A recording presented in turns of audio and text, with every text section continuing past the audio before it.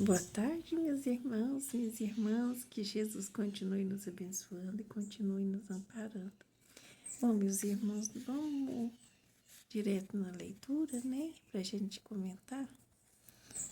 Dai a César o que é de César, saiu para nós o capítulo 11. Então, vamos ver o que Jesus quer nos ensinar aqui. Então os fariseus, tendo se retirado, decidiram entre eles se surpreendê-lo em suas palavras. Mandaram-lhe, pois, seus discípulos, como os herodianos, dizer-lhe: Senhor, sabemos que sois verdadeiro e que ensinais o caminho de Deus pela verdade, sem considerar a quem quer que seja. Porque não consideras a pessoa nos homens. Dizei-nos, pois, vosso conselho sobre isto. É-nos permitido pagar o tributo a César ou de não pagá-lo?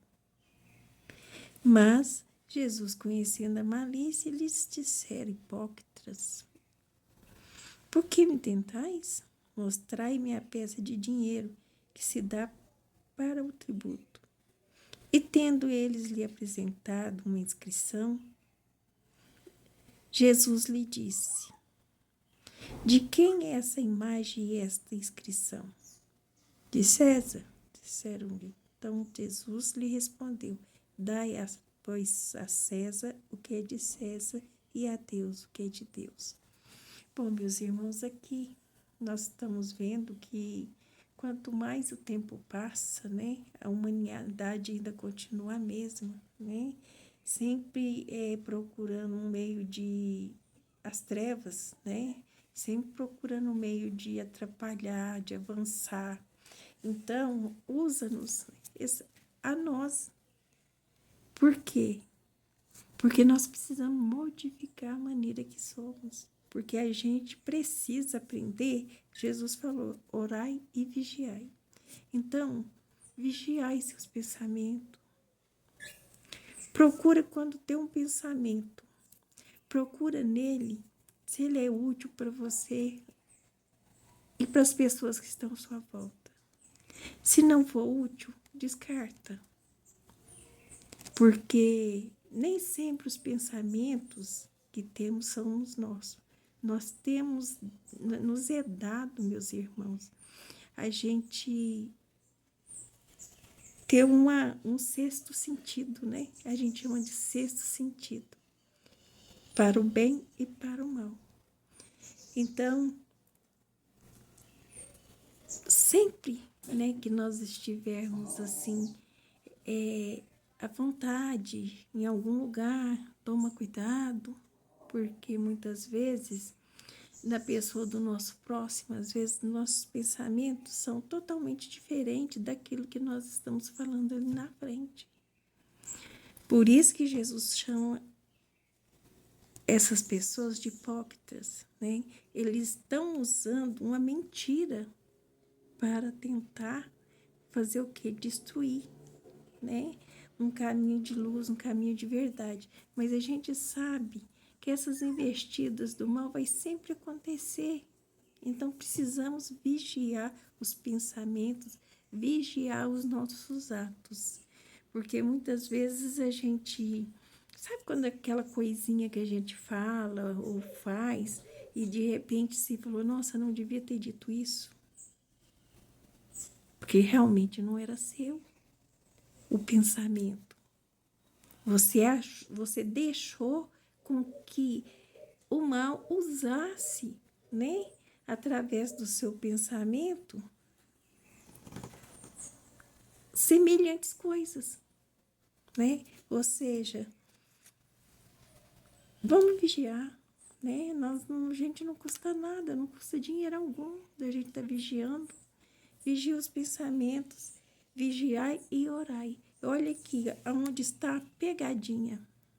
A pegadinha está aqui, usando a palavra de Deus para poder pregar uma mentira, passar despercebido e, né, junto com aquelas pessoas que estavam ali, porque onde tinha pessoas, tinha os discípulos.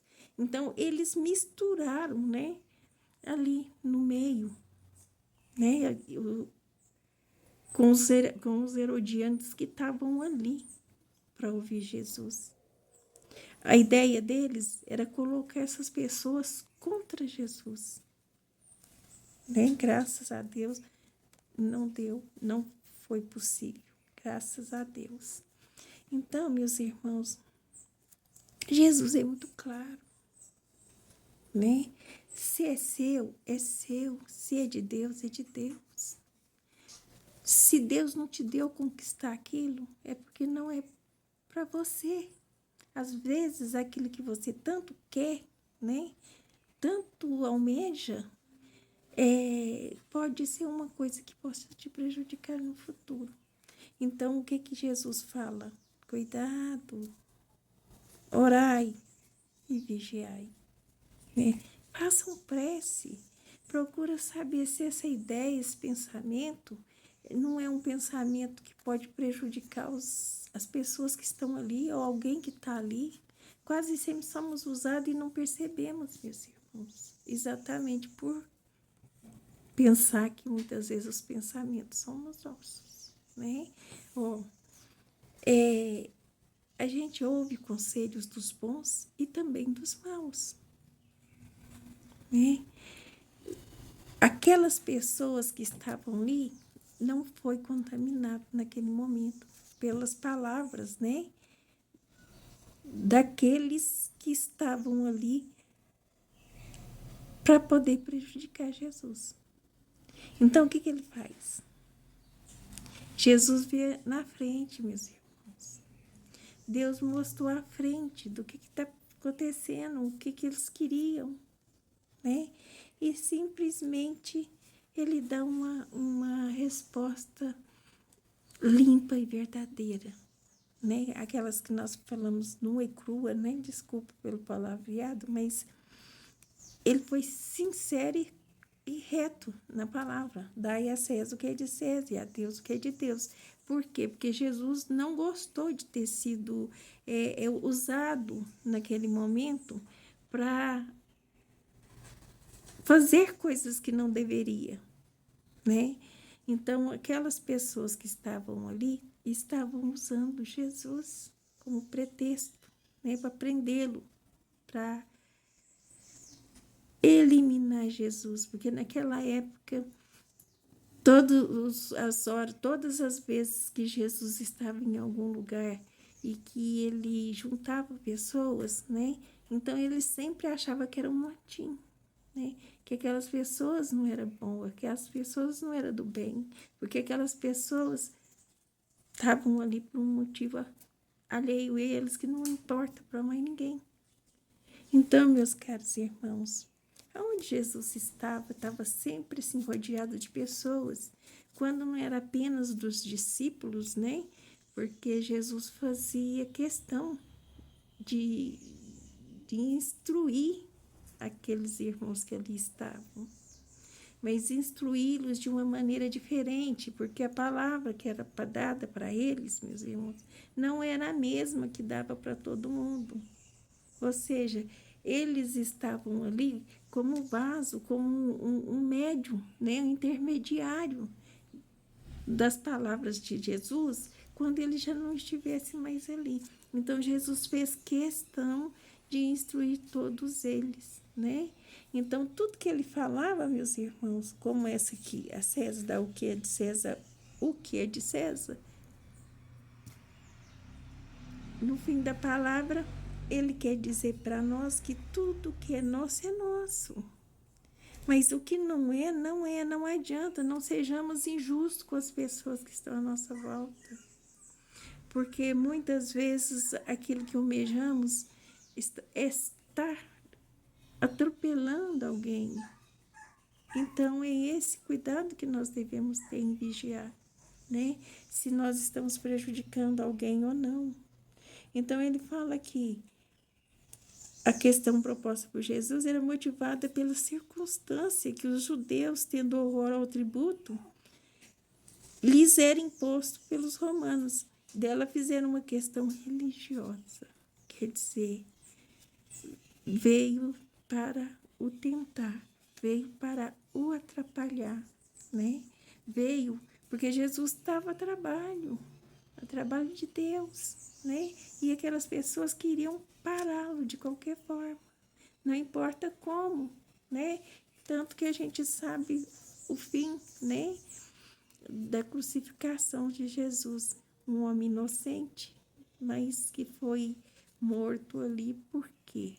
Porque todos, né, estavam tentando tirar ele daquele caminho, tirar Jesus, tirando Jesus, o caminho fica aberto, né, para as coisas materiais. E não é isso que Jesus quer. Jesus quer que a gente se preocupe um pouco mais com as nossas questões religiosas, ou seja, com a nossa fé.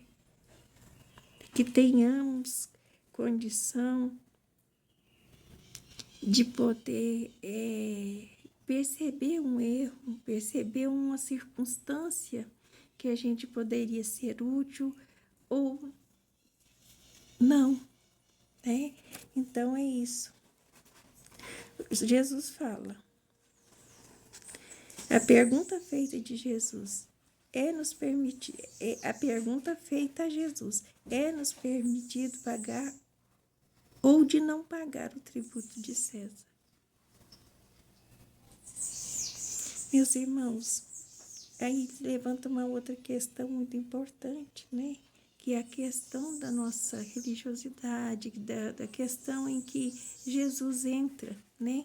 Em momento algum, ele gostaria que a gente misturasse as questões religiosas com o mundo material. Não, de jeito nenhum. Tinha lugar para os dois, porque os dois estavam ali para evoluir. O corpo físico para evoluir, porque o espírito, a alma, né, que está encarnada, precisa daquele corpo. Aquele corpo precisa das coisas materiais, mas desde que não seja assim recebido de maneira que não nos cabe, né? Porque, como a leitura bem diz, né? As coisas materiais é do mundo material e as coisas do espírito é as coisas do espírito. Então, nós precisamos separar, né? Separar. Por exemplo, se você estiver muito preocupado com a questão material, né? Com a questão do mundo físico, né? Seu ou de alguém próximo a você, naquele momento você não tem condição de ser inspirado de uma maneira boa, tranquila, né? Então é isso, meus caros irmãos. A leitura, né? Capítulo 11, capítulo São Mateus, né? Capítulo 22, versículo 15 a 22. São Marcos, capítulo 12, versículo 13. Então, nesses lugares, há mais explicação para que a gente possa compreender, né? A máxima dai a César o que é de César não deve ser entendida de uma forma restritiva e absoluta. Não. Como todos os ensinamentos de Jesus, é um princípio geral, uma circunstância particular. Esse princípio é uma consequência daquele que manda agir para com os outros, como quereríamos que os outros agissem para conosco. Ele condena o prejuízo material e moral acarretado ontem, qualquer que seja o motivo, a maneira, o desvio, né? Estaremos sendo testados. Se estamos realmente com Jesus, se estamos realmente com Deus, né? Ou se estamos ali só usando um pretexto, né? Porque quantos de nós usamos a doutrina espírita ou qualquer outra doutrina para poder se enriquecer? Aí está usando as coisas de Deus para as coisas materiais, porque não é certo. Nós vamos ser tratados da mesma forma, da mesma maneira que que nós estamos tratando o nosso irmão. Vamos tratar com cuidado, com carinho, com amor, para que amanhã a gente receba essas dádivas, né? Hoje em dia, meus irmãos, é muito complicado, né? As pessoas estão preocupadas muito mais com o mundo material, com o nosso eu, do que com as coisas de Deus, né? Então, precisa que às vezes aconteça alguma sacudida, né? Para que essas pessoas retornem ao caminho certo, ao caminho de Deus. É o caminho que nos leva a Deus, o caminho de Jesus que nos leva à verdade e à vida. Esse é o caminho de Jesus. Que vida seria essa, né? A vida espiritual, meus irmãos, a qual a nossa fé religiosa tem espaço considerável no coração e no pensamento de todos. Né? Por aí Jesus, né?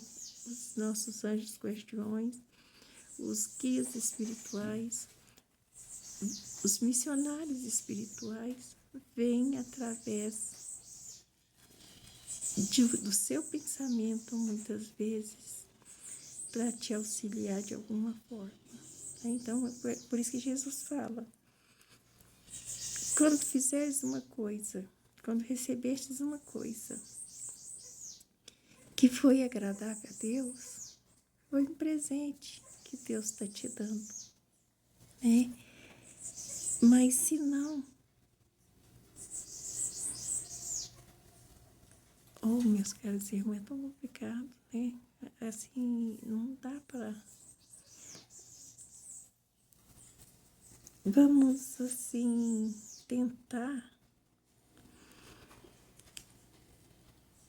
ficar por aqui. Que Jesus abençoe-nos a todos.